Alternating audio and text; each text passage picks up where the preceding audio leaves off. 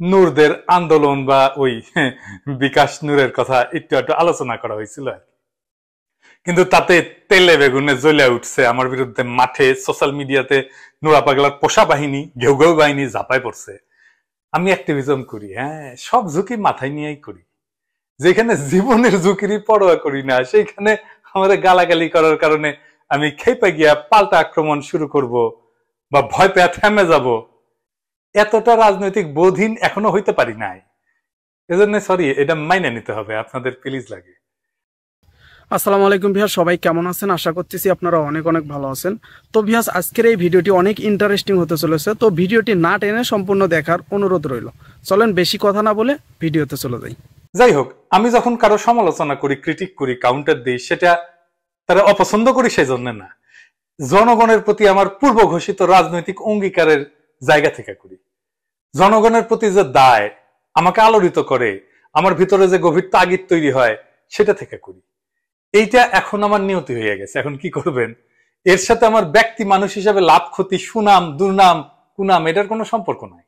আশা করি বিষয়টা বুঝতে পারবেন। যাই হোক, এখন নূরকে নিয়ে একটা ফুল ডোজ দিতেই হয়। আমি কইছিলাম হুতায় দিব, আজকে আমি হুতায় দেব, অর্ধেক, পুরাটা না। এবং এটা অবশ্যই এখন রাজনৈতিক ভাবে জরুরি হয়ে গেছে। কেন জরুরি হয়েছে সেটা পরে আরো বিস্তারিত কম। আমার এতদিনের হালকা সমালোচনা অনেকটা প্যারাসিটামলের মতো ছিল। ভাবছিলাম যে এতে নূরের পাগলামি ছেড়ে যাবে, যাই হোক লাইনে চলে আসবে, যাই হোক উল্টা আমার বিরুদ্ধে সর্বাত্মক আক্রমণে নাইমা পড়ছে, পুরা বাহিনী নামাইছে, এমনকি হত্যার হুমকিও দিছে। দেখেন, ফলে এটারে জয় বাংলা করতেই হবে। তাই এখন আমার কড়া অ্যান্টিবায়োটিক ছাড়া এই পাগলামির অসুখ সারানোর কোনো উপায় নাই। দেখেন রাশেদ কেমনে ক্ষোভ ঝাড়তেছে। বলেন নুরুল আকমর সুলতান মনসুর হয়ে যাবে, বলেন না বন্ধুগণ? আমি পিনাকি ভট্টাচার্যের প্রতি সম্মান রেখে, শ্রদ্ধা রেখে বলতে চাই, নুরুল আকমরকে এমপি বানানোর অফার দেওয়া হয়েছিল, নুরুল আকমর সেই অফার লাথি মেরে ছিটকে ফেলেছে। গ্রেপ্তারি পরোয়ানা জারি হয়েছে, আমার বিরুদ্ধে গ্রেপ্তারি পরোয়ানা জারি হয়েছে। আমরা নির্বাচনে যাইনি এই কারণে। আপনি কোন তথ্য উপাত্তের ভিত্তিতে একের পর এক আমাদের নিয়ে সমালোচনা করছেন? কি প্রমাণ রয়েছে আপনার কাছে যে আমরা সরকারের কাছে বিক্রি হয়ে গিয়েছি? এই উদীয়মান শক্তিকে ভাঙার যে ষড়যন্ত্র আপনি হাতে নিয়েছেন, সেই ষড়যন্ত্র থেকে আপনাকে দূরে সরে আসতে হবে। আচ্ছা, আমি কি তথ্য প্রমাণ ছাড়া কথা কই? কথা হইলো, আমার শত্রু তো আর এটা বলে না যে আমি তথ্য প্রমাণ ছাড়া কথা কই। সেই সব তথ্য প্রমাণকে তারা মানে না, তাই কয় আমি গুজব ছড়াই। একই কথা নুরার দলের লোকের মুখে। আমার প্রমাণকে এরা সত্য বলে মনে করে না, তাই মিথ্যাটাই ওদের কাছে সত্য, সেটা অন্য কথা। কিন্তু আমি তথ্য প্রমাণ ছাড়া কথা কই, এটা কিন্তু আমার শত্রু কইতে পারবে না, কয়ও না। আমার প্রত্যেকটা ভিডিওতে এত লিঙ্ক আর রেফারেন্স শো করার জন্য অনেক দর্শক বিরক্ত হন। কয় দাদা, আপনার কথার মধ্যে এত রেফারেন্স দেওয়ার তো দরকার নাই, আর এগুলো সত্য কথা সেটা তো আমরা বুঝতেই পারি, বরং কথার মধ্যে রেফারেন্স ঝিলিক মারলে মনোযোগে বিঘ্ন ঘটায়। কথা সত্য। ওনারা বলেন যে আপনার ন্যারেশনের দিকে, মানে বয়ান তৈরির প্রক্রিয়ার দিকে মনোযোগ ধরে রাখা বেশি জরুরি আমাদের জন্য। আর রাশেদ কইতেছে আমি নাকি তথ্য প্রমাণ ছাড়া কথা কই। হ্যাঁ হ্যাঁ, আমি তথ্য দিমু, আজকে প্রমাণ দিমু, একদম মন ভৈরা দিমু। হ্যাঁ, খারাপ। আমার কাছে নুরার যে পরিমাণে তথ্য আছে, তাতে একটা পূর্ণ দৈর্ঘ্য বাংলা ছবি বানানো যায়। অবশ্য নুরা পাগলা নামে একটা বাংলা ছবি আছে, কিন্তু সেটার চেয়ে আমারটা কম অশ্লীল হবে না। প্রতারণা বিষয়টা অশ্লীল, ধোকাবাজি বিষয়টা ওই ন্যাংটা হইয়া ঘোরাঘুরি করার চাইতে বেশি অশ্লীল। কিন্তু এত সময় ওরে নিয়ে দেওয়ার সুযোগ নাই, আমার মেলা কাম আছে। যাই হোক, আজকে আরো কিছু তথ্য প্রমাণ দিব। রাশেদ নিজেও জানে যে নূর মেহেদী সাফাদির সাথে বৈঠক করছে, অথচ ওই বৈঠক নিয়ে যখন খবর চাউর হয়েছিল, তখন রাশেদ নিজের মুখে দাবি করছিল এই ছবিগুলো নাকি এডিট করা, এবং তেমন কোনো বৈঠক হয় নাই। এ দেখেন, আপনি নিজে কানেই শুনেন। নুরুল আকমরের বিরুদ্ধে একটি অভিযোগ করা হচ্ছে। এই অভিযোগ সম্পূর্ণভাবে মিথ্যা, ভিত্তিহীন, এবং যে ছবি প্রকাশ করেছে সেই ছবি এডিটেড। এর আগেও এরকম এডিট করা ছবি, এডিট করা স্ক্রিনশট আমরা অনেক দেখেছি। তো রাশেদ মিয়া মিছা কথা বলতে লজ্জা করে না? হ্যাঁ, এটা গ্লানি হয় না? নিজের কানে শোনেন, নূরের নিজের মুখে। ইন্ডিয়ান সাংবাদিকদের সাথে যদি আমার মিটিং হয়েছে, সরকার পতনের, সরকার উৎখাতের ষড়যন্ত্র হয়ে থাকলে হয়েছে, তাতে আপনার মিটিং এর আগে আসলাম চৌধুরীর প্রসঙ্গটা এনে কথা বলতেছেন, তার সাথে যার মাধ্যমে সাফাদির সাথে তার মিটিং ঠিক হয়েছিল। জানি যুদ্ধের সাথে মিটিং করার পরে তো আবার না, আসলাম ভাইকে ওইটা হচ্ছে একটা ইস্যু, একটা মানুষকে ধরতে গেলে তো একটা ইস্যু প্রয়োজন আছে, তাই না? ঠিক আছে, দেখি মিট করলে তাহলে আপনারা জানাই প্রয়োজন। বাট এখানে আর কেউ আছে নাকি অন্যান্য কোনো জায়গার? আছে, আমাদের লোক আছে, বাট এখন বিষয় হচ্ছে উনিও আমাকে চিনে, কিন্তু আমাদের রেফারেন্সটা দেওয়া যাবে না, বুঝতে পারছেন?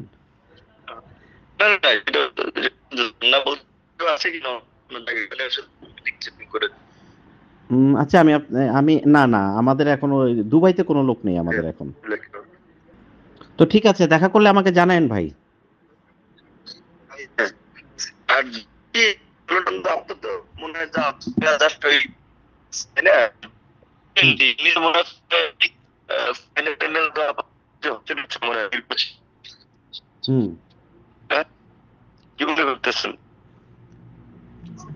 আমি তো ভাই বুঝতে পারতেছি না বিএনপির মুক্তি গতি ভাই।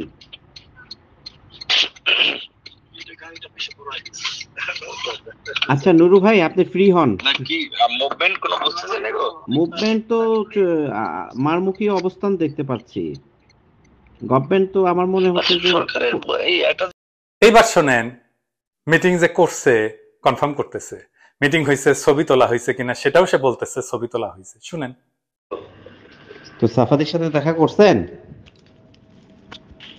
হ্যাঁ, চিন্তা করলাম যেহেতু ওই করছে, তাহলে তো আবার নেতিবাচক ভাববে। এই তো দেখা করব। শুনেন, আমি আপনাকে যেটা বলি মনোযোগ সহকারে শুনেন। তো মিটিং এ ছিলেন কতক্ষণ আপনি মেহেদীর সাথে? 40-45 মিনিট। আচ্ছা, তো এই ছবি তুলেন নাই মেহেদীর সাথে? আমার ওই যে এসে একটা বোধহয় তোলা হয়েছিল আমাদের।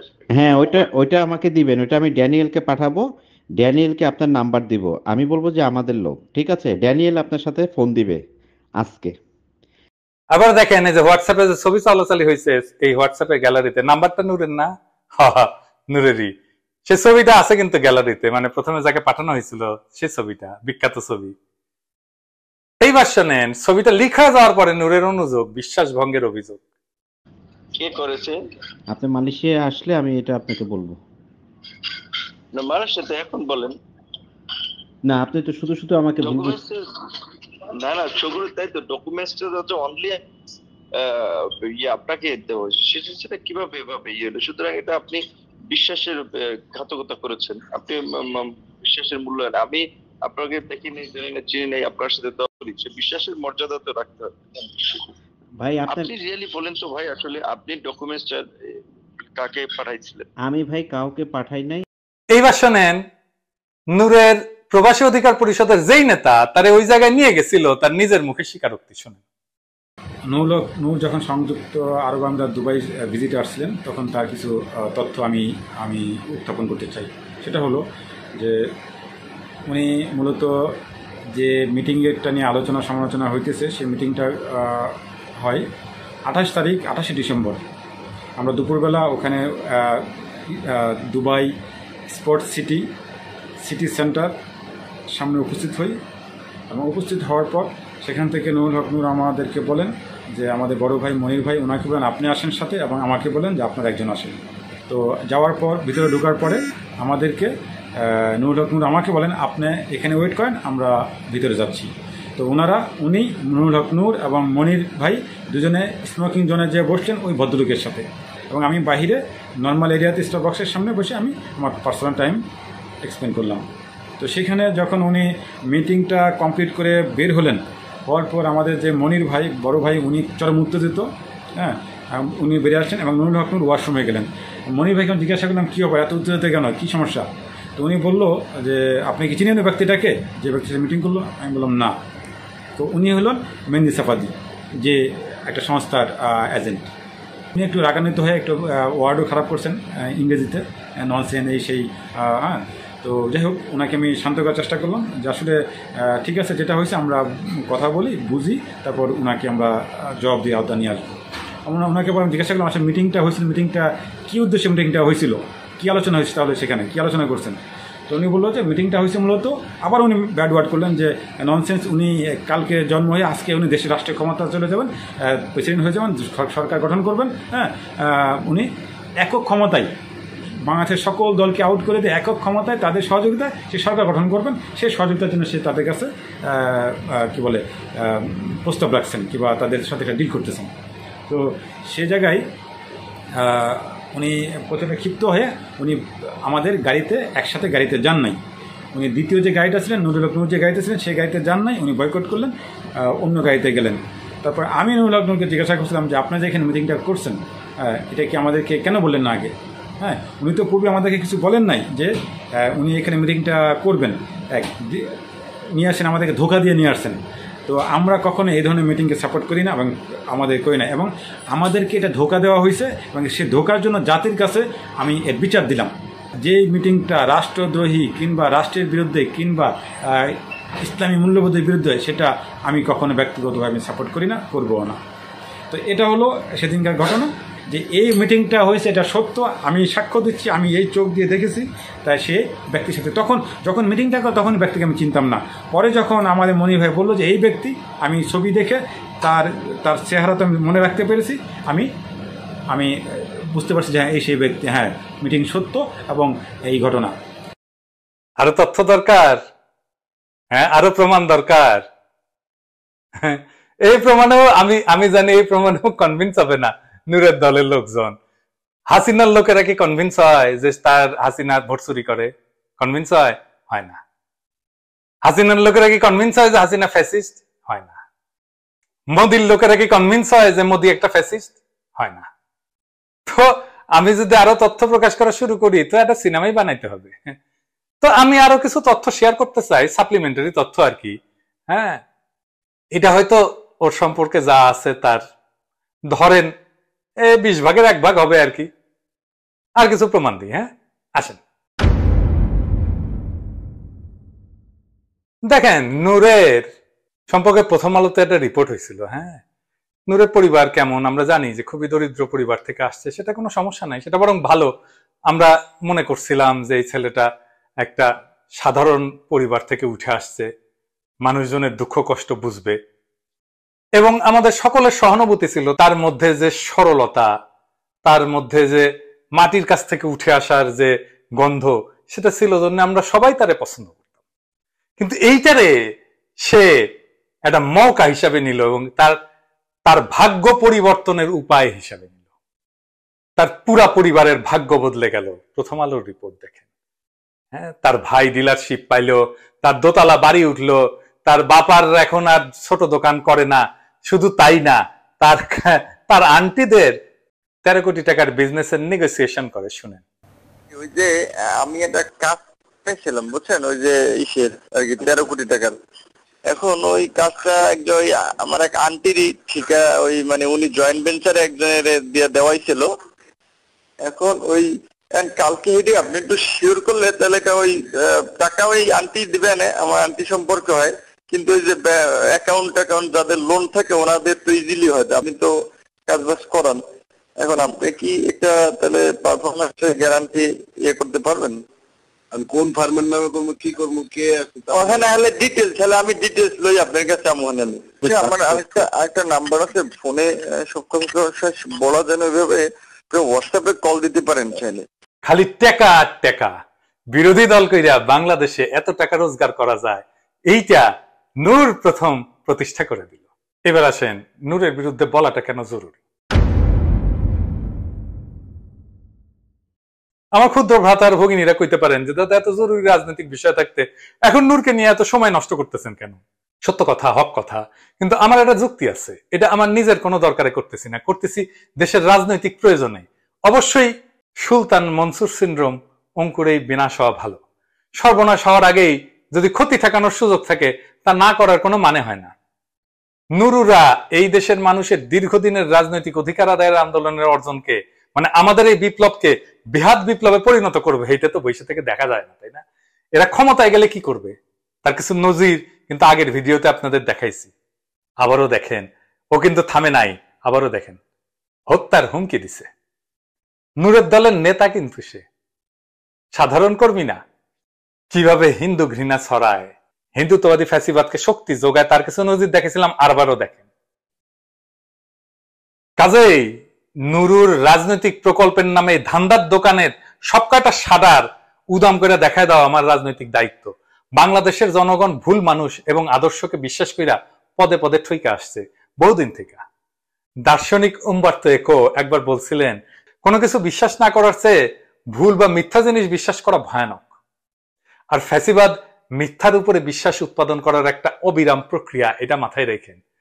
জনগণ যখন সেটা বিশ্বাস করে ফেলে তখনই তাদের উপরে নাইমা আসে ফ্যাসিবাদ। বাংলাদেশের মানুষ প্রগতিশীলতা, মুক্তিযুদ্ধের চেতনা ইত্যাদির নামে কিছু মিথ্যাকে সত্য বলে বিশ্বাস করার ফলে হাসিনার দানবীয় ফ্যাসিবাদ আজ আমাদের উপরে চাইপা বসতে পারছে। আর এই সবের সিমটমই নুরুর মধ্যে আছে। তার এটা ফাও কাল্ট ফিগার বানানোর আয়োজন করা হয়েছে। কথায় কথায় বিপি নুরের নামে জিকির তুলে তাকে কেন্দ্র করে একটা দোকানদারি শুরু হয়েছে। ফলে এইটা ক্ষমতায় যাইতে না যাইতে খেল দেখাইতেছে। এর বিনাশ না করলে বিপদ আছে। ফ্যাসিবাদ টিকায় রাখার একটা চাইনিজ কৌশল হলো নিজেদের প্রযোজিত আর একটা ফ্যাসিবাদ বা স্বৈরতন্ত্র বিরোধী আন্দোলন তৈরি করা। চায়নাতে কিন্তু প্রচুর সরকার বিরোধী আন্দোলন হয় এবং সবগুলা চাইনিজ কমিউনিস্ট পার্টির মদদে হয়।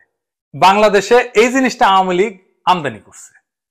ফলে কাটাল রানীর রুহানি পুত্র নুরু কতটা আওয়ামী বিরোধী রাজনীতি করবে বা ফ্যাসিবাদ হাসিনার এই আন্দোলনকে ভেতর থেকে কতটা ক্ষতিগ্রস্ত করবে আশা করি বুঝতেই পারতেছেন। সে যে কাটাল রানীর রুহানি পুত্র, এটা কি আমি বানাই কইছি? হ্যাঁ হ্যাঁ, কি রাশেদ বানাই কইছি? আবারও শুনেন কি কয় পাগলায়। আমি ছাত্রলীগের কর্মী ছিলাম না, শুধু ছোটখাটো একটা নেতাও ছিলাম, হলের পোস্টেড ছিলাম। 2.5 বছর বয়সে আমার মা মারা যায়। আর আমার ছোট ভাইকে এখানে এসেছে, ওর বয়স ছিল তখন 1 বছর। আমার মায়ের এটা আমি যতটুকু মনে করতে পারি। আর আজকে আমি মাননীয় প্রধানমন্ত্রী এতদিন টিভিতে আমি ওভাবে দেখতে পারিনি, কিন্তু আজকে দেখে আসলে আমার মনে হয়েছে যে তার মধ্যে আমার মায়ের চেহারাটা আমি কিছুটা দেখতে পেয়েছি, এরকম একটা জিনিস। ফলে নূরের বিরুদ্ধে আমাদের এই অবস্থান কোনো ব্যক্তিগত বিষয় না। আমরা তো প্রত্যেক দিনই গালাগালি করে যে 250 টাকার অনেক কামলাই লাগানো আছে আওয়ামী লীগ ডিজিএফআই, তো ওদের ভাতা টাতার একটু বাড়ানো দরকার। দেশে তো বিপুল মুদ্রাস্ফীতি হয়েছে, 250 টাকা খুব অমানবিক হইয়া যায়। যাই হোক, এটা নিয়ে উতলা হওয়ার কিছু নাই। কিন্তু আমাদের ভারত হটাও আন্দোলন এবং ফ্যাসিবাদ বিরোধী লড়াইয়ের ভেতরে থাকা শত্রুদের বিরুদ্ধে লড়াই জারি রাখা আন্দোলন সফল করার নীতিরই একটা অংশ। ফলে দুইটা কারণে এই নোরাদের ফাইট এখনই করতে হবে। এক, এরা সুলতান মনসুর সিনড্রোমে আক্রান্ত, মানে ভণ্ডামিতে নিমজ্জিত। পুরাই মিথ্যা আশা তৈরি কইরা জনগণের সাথে তামাশা করে এবং রাজনীতির মঞ্চে নাটক করে, যেমন খুশি তেমন সাজা প্রতিযোগিতার মতো একটা বিষয় মনে করে। নীতি আদর্শ না, গলাবাজি, নেতা বা রাজনীতি তৈরি করে, এমন একটা ধারণা তৈরি হয়। এরা যখন খুশি ফ্যাসিবাদের পুত্র, যখন খুশি ফ্যাসিবাদের জম। ফলে তাদের ভণ্ডামির সিলসিলা থামানোর জন্য এদেরকে প্রতিহত করতে হবে। 2 নাম্বার, আন্দোলনকে সফল করার পরে যাতে এই ধরনের ভণ্ড এবং টাউটেরা দেশকে শাসনের সুযোগ না পায়, কোনোভাবে ক্ষমতার অংশ না হয়, জনগণের আবেগকে পুঁজি কইরা যাতে সম্পদ অর্জনের সুযোগ না পায় এবং ভেতর থেকে আন্দোলনের ক্ষতি করতে না পারে, তা এদেরকে আউট করতে হবে। ইসরায়েলি এজেন্ট মেহেদী সাফাদির সাথে দেখা করার অভিযোগে বিএনপি নেতা সফল ব্যবসায়ী আসলাম চৌধুরী আজ 15 বছর ধরে জেলের ঘানি টাটতেছে। সেখানে নুরু তার সাথে মিটিং এর বিশ্বাসযোগ্য প্রমাণ থাকার পরেও বাইরে ঘুরে বেড়াইতেছে, তারা কেউ কোনো প্রশ্ন করে নাই। আটক করা তো দূরের কথা, কোনো কিছু প্রশ্নও করা হয় না। এটা থেকে আপনাদের খটকা লাগে না? না, কোনো খটকার বিষয় না। সে কাটাল রানীর সন্তান, তার হিসাবই তো আলাদা হবে। আমি আমার ওই প্রথম ভিডিওতে বলছিলাম যে পোলাটা বড় হয়ে সুলতান মনসুর হবে, তাতে তেলে বেগুনে জ্বলে উঠছে। অথচ এই যে সুলতান মনসুর সিনড্রোমের কথা কে বলছিল, তার মধ্যে কে দেখতে পাইছিল? আসিফ নজরুল। এই যে দেখেন আসিফ নজরুলের পোস্ট দেখেন, তাও 4 বছর আগে। দেখেন উনি লিখছিলেন, আপনার দৃঢ় ভূমিকা দেখে আপনার মধ্যে তরুণ বয়সী বঙ্গবন্ধুর ছায়া দেখেছিলাম, কিন্তু বঙ্গবন্ধুর মেরুদণ্ড কোন শাসকের সামনে বিন্দু মাত্র নুয়ে পড়তো না। যদিও এই কথার সাথে আমি একমত না আসিফ নজরুলের। যাই হোক, উনি বলতেছেন, আসিফ নজরুল বলতেছেন, আপনার মেরুদণ্ড নুয়ে পড়লে আপনাকে তাই আর তরুণ বঙ্গবন্ধুর ছায়া মনে হবে না, বরং মনে হবে আপনি নির্ভীক তারুণ্যে বুড়িয়ে যাওয়া একজন সুলতান মনসুর। আর আমি বলছি পোলা বড় হইলে সুলতান মনসুর হবে। তো রাশেদরা কি আসিফ নজরুলের বিরুদ্ধে মিছিল করেছে? প্রেস ক্লাবের সামনে যায় বক্তিমা মারিছে? মারে নাই। হ্যাঁ, কিন্তু আমার বিরুদ্ধে একই কথা বলার জন্য কেন মিছিল করলো? দেখেন কমেন্ট গুলো দেখেন। আসিফ নজরুল ভাই, হিন্দু মানুষকে বিশ্বাস করা যায় না, নূরের দলের লোক। এই হইতেছে নূরের দল। এই দলের সাথে বৈশাখ কথা বলাও তো কারো উচিত না। আর আমার যেভাবে হত্যার হুমকি দিচ্ছে দিনের পর দিন, কোনো ব্যবস্থা নিছে? তার বিরুদ্ধে নেয় নাই।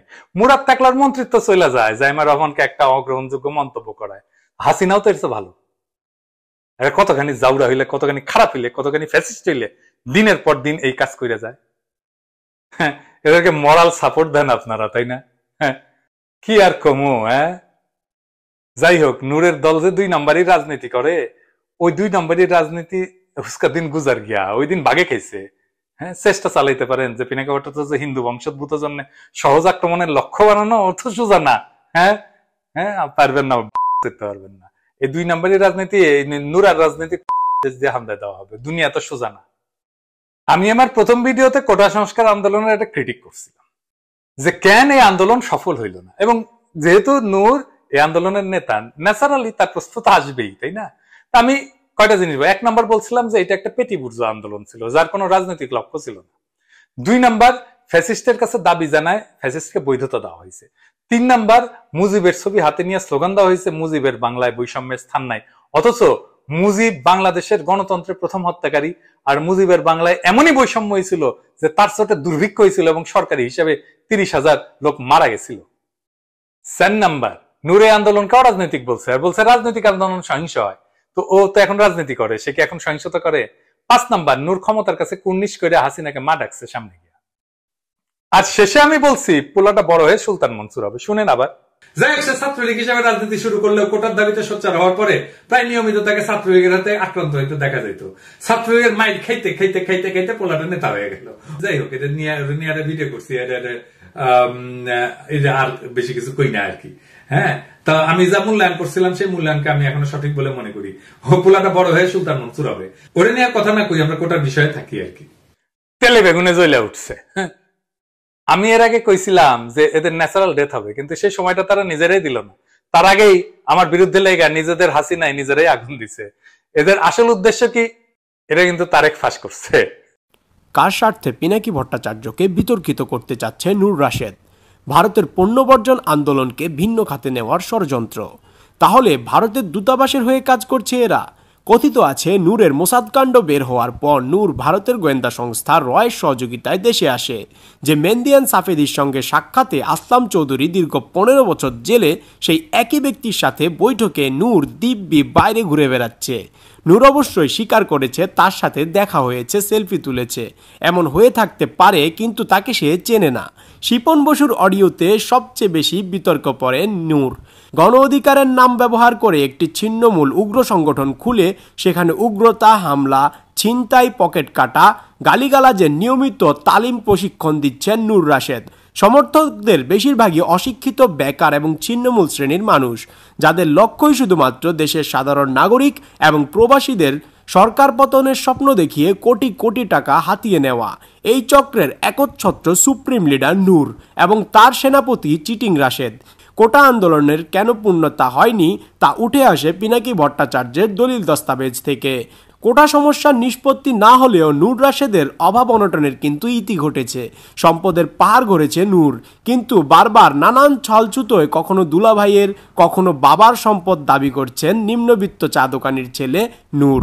হঠাৎ কেন রাশেদ ভারতীয় পণ্য বর্জনের আন্দোলনের অন্যতম উদ্যোক্তা পিনাকি ভট্টাচার্যের বিরুদ্ধে আলোচনা শুরু করলো তা খুঁজতে হবে। আওয়ামী লীগ দিয়ে এই গণ আন্দোলন রুখে দেওয়া পসিবল না, এটা ভারত বুঝতে পেরেছে। তাদের রপ্তানি 12 বিলিয়ন থেকে 5.99 বিলিয়নে নেমে গেছে। এটা তাদেরকে উদ্বিগ্ন করে তুলেছে। তাই তারা এমন একটা টিমকে বেছে নিয়েছে যারা কিছুটা বিশ্বস্ত। তাদের দিয়েই পিনাকি ভট্টাচার্য পদে নেমেছে ভারত। এখন লাগাতার রুটিন করে সাইবার হ্যারাসমেন্ট করছে নূর বাহিনী। তাহলে কি ভারতীয় গোয়েন্দা সংস্থা রয়ের পণ্য বয়কটের আন্দোলনকে সফলভাবে দমন করবে নূর রাশেদকে কাজে লাগিয়ে? এবার আসেন দেখি যে কেন নূরের কোনো রাজনৈতিক ভবিষ্যৎ নেই। নূরকে কিভাবে নেতা বানানো হয়েছিল মনে আছে? যে ডাকসুর নির্বাচনের জন্য বছরের পর বছর ধরে আন্দোলন চলছিল, কিন্তু সরকার সেই দিকে কোনো মনোযোগ দেয় নাই। সেখানে হঠাৎ করিয়া ডাকসুর নির্বাচন দেওয়া হইল। কোটা আন্দোলনের বিষয়টা নিয়ে সরকারের খেলাটা যে পাতানো ছিল তা কিন্তু এখন পরিষ্কার। প্রথমে আন্দোলন করে কোটা সংস্কারের বিষয়টাকে কোটা বাতিলে পরিণত করা হয়েছে, এখন আবার আদালতের রায় ফেরত আনা হয়েছে। ফলে আগে যে বিষয়টা নিয়ে ব্যাপক আন্দোলন করা হয়েছে তা এখন আবার ফেরত আসাতে আগের মতো ব্যাপক আন্দোলন আর হবে না, হইতেছেও না। এইটা ছিল সরকারের কৌশল। আর কোটা লাগবে তা না হলে লীগের ক্যাডার ভারতীয় রয়্যাল লোকজন প্রশাসনে ঢুকবে কেমনে? কোটা একটা অন্যায্য ব্যবস্থা আসছে, তাই এটা নিয়ে আন্দোলন হবেই, সরকার জানতো। তাই নিজের রুহানি পুত্রকে দিয়ে আন্দোলন করায় তারে বিজয় হিসাবে দাঁড় করানো হয়েছে, পরে ভিপি বানানো হয়েছে। তারপরে পুত্র হিসাবে হাজির কইরা কালারানি ক্ষমতার হাতকে আরো লম্বা দেখানোর নীতি নেওয়া হয়েছিল। এখন তার নির্বাচন নাই। ডাকসুর নির্বাচনে নূরকে কিভাবে জেতানো হয়েছিল সেই সময় ছাত্র দলের প্রত্যেকটা নেতা কর্মী জানে। নূর তো কোটা আন্দোলনের নেতা ছিল না প্রথমে, ওরা তো পরে ইম্পোজ করা হয়েছে। আর নূর যে একটা ধাপ্পাবাজ তা কিন্তু ছাত্র দলের নেতারা প্রথম থেকে বলছিল। যাই হোক, এরপরে তাকে দল করতে দেওয়া হইলো, তাকে একটা শক্তিশালী বিরোধী দল হিসেবে সেট করার আয়োজনও কিন্তু ছিল দেখেন। এবং সে 300 আসনে ফাইট দিবে কইছিল। তারপরে যখন দেখছে এত তাড়াতাড়ি সুলতান মনসুর হওয়া ঠিক হবে না, চুলে আর একটু পাক ধরা দরকার, আরো বিপ্লবী ইমেজ তৈরি করা দরকার, তখন দামি নির্বাচনে নূর যায় নাই। কিন্তু সে যে যাবে সে কথা অনেককেই বলছে। সে যে যাইতে চায়, প্রচুর টাকা লাগে, এত টাকা কই পাবো, সরকার আমারে টাকা দিবে বলছে।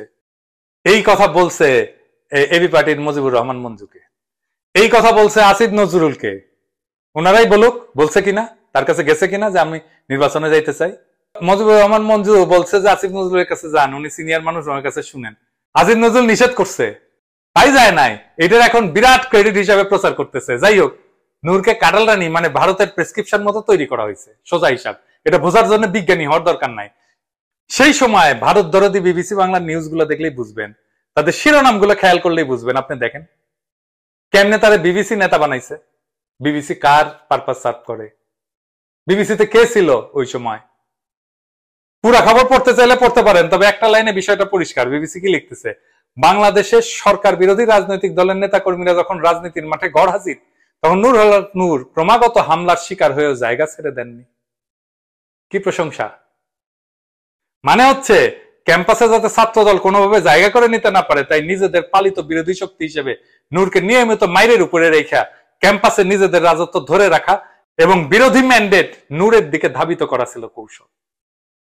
সেটা সফল হয়েছিল।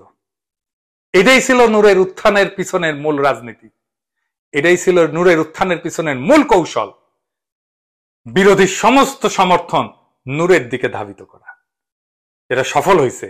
ক্যাম্পাসে লীগ ছাড়া আর কোনো অবস্থান ছিল না, এখনো নাই, এখন নূরও নাই। এরপরে নূর দল গঠন করে ফেলে, তারপরে রেজা কিবরিয়াকে দলে ভিড়ে চমক সৃষ্টি করে। কিন্তু অল্প কয়েকদিন পরে রেজা কিবরিয়া বুঝতে পারে যে সে ভুল জায়গায় পা রাখছে। তারপরে কোন রকম ইজ্জত নিয়ে শুয়ে পড়ছে। রেজা কিবরিয়া নূরকে নিয়ে কি বলছিল আসেন শুনে আসি। যতই চেঁচামেচি করুক না কেন সরকারের বিরুদ্ধে, সরকারের ইন্ধনে অনেক কিছু সে করে। সরকার 2 কোটি টাকা দিবে নির্বাচনের জন্যে, আর ওকে 1 কোটি টাকা দিবে। এটা আপনি কনফার্ম করতে পারেন মেজর আফসারির সাথে, আমার পাশেই বসে আছেন, উনি এটাতে বলতে পারেন। সো ওনাকে এই অফারটা দিয়েছে, আপনি রাজি হয়ে যান। প্যালেস্টিনিয়ান রাষ্ট্রদূত সে কনফার্ম করলো যে একাধিকবার নুরুল হক নূর দেখা করেছে ইসরায়েলি গোয়েন্দা সংস্থার সাথে, কিন্তু নূরকে অ্যারেস্ট করা হয়নি, কোনো জিজ্ঞাসাবাদও করা হয়নি এই ব্যাপারে। এটা খুব রহস্যজনক। এছাড়াও নূরের রাজনৈতিক বিষয়গুলো নিয়ে বোঝাপড়ার ঘাটতি নিয়ে তখন থেকে কিছু মানুষ প্রশ্ন তুলছিল, তাকে নিয়ে অনেকগুলো কলামও লেখা হয়েছিল। দেখেন, আরে প্রথম আলো লিখছিল যে নুরুল হক নূরের বিরুদ্ধে তার নিজের দলের মধ্যে থেকে যতগুলো অভিযোগ উঠছে তার মধ্যে প্রধান অভিযোগ হইলো 2টা। একটা হলো দলের জন্য চাঁদা হিসেবে অর্থের বিশ্বাসযোগ্য হিসাব তিনি দিচ্ছেন না, আর একটা হলো ইসরায়েলি নাগরিক মেহেদী সাফাদির সাথে তিনি গোপন বৈঠক করছেন। রাজনীতি একটা মরালিটির জায়গা, এটা নৈতিক জায়গা। জগতের মধ্যে অন্যতম ধ্রুব সত্য হইল যিনি আর্থিকভাবে স্বচ্ছ না, মোটা দাগে তিনি মানুষ হিসেবে সরল না। আর্থিক অনিয়মের অভিযোগ ওঠা মাত্রই নুরুল হক নূরের পরিষ্কার ব্যাখ্যা দেওয়ার দরকার ছিল, কিন্তু দেখা যাচ্ছে এ বিষয়ে তিনি গতানুগতিক রাজনীতিকের মতোই বায়ের বাসায় ডাইনে রুখে খুব সতর্কভাবে জবাব দিচ্ছে, সোজা কথায় জবাব না দিয়ে প্রসঙ্গ অন্যদিকে ঘুরে দেওয়ার চেষ্টা করে যাচ্ছে। এই বিষয়ে প্রশ্ন করা হলে নূর কেমন তোতলাচ্ছিল দেখেন একটু শুনুন। দুবাই সান হোটেলে কয়েকটি গাড়িতে করে গিয়ে 7 জনের টিম নিয়ে গিয়ে 2 জন আলাদা করে গিয়ে কোথাও গিয়ে কারোর সঙ্গে দেখা করেছিলেন? না, এটা একেবারেই মিথ্যা কথা। যে এই যে আপনার নাম বলেছেন এই হোটেলের নামও আমি শুনি নাই, আর এরকম কারোর সাথে আমি আমার সাথে দেখাও হয়নি। প্রবাসী অধিকার বা এই আর্থিক যে বিষয়টি নিয়ে বা অন্যান্য যে রেজা কিবরিয়া ভাই অভিযোগ করেছে, আমি প্রথমেই আপনাকে বলেছি, দেখেন অভিযোগটা সে কোন সময় করেছে, যখন দল থেকে তার বিরুদ্ধে অনাস্থা এনে আমরা অপসারণের প্রক্রিয়ায় আগাচ্ছি। দলে থাকা অবস্থায় বা এই প্রক্রিয়ার আগে মানে 18 তারিখের আগে তিনি কিন্তু এ নিয়ে মিডিয়াতে একটি টাটুস বলেন নাই, কারোর সাথে শেয়ার করেন, আপনি খালেদ মহিউদ্দিনও জানেন নাই, কোনো পত্রপত্রিকা জানেন।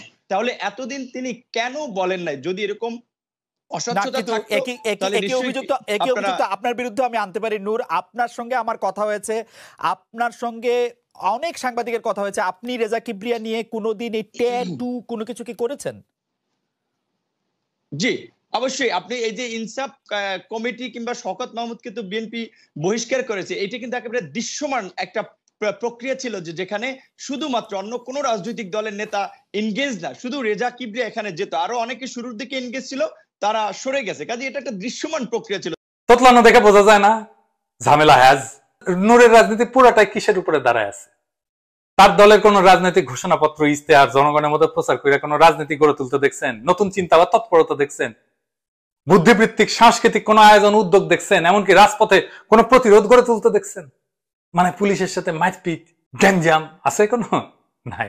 বিএনপির হয় না, জামাতের হয় না, একটা জায়গায় হয়েছে ধস্তাধস্তি, তাও এই বছরে জানুয়ারি মাসে। পরে মিছিল না করে একটা সংক্ষিপ্ত সমাবেশ করছে।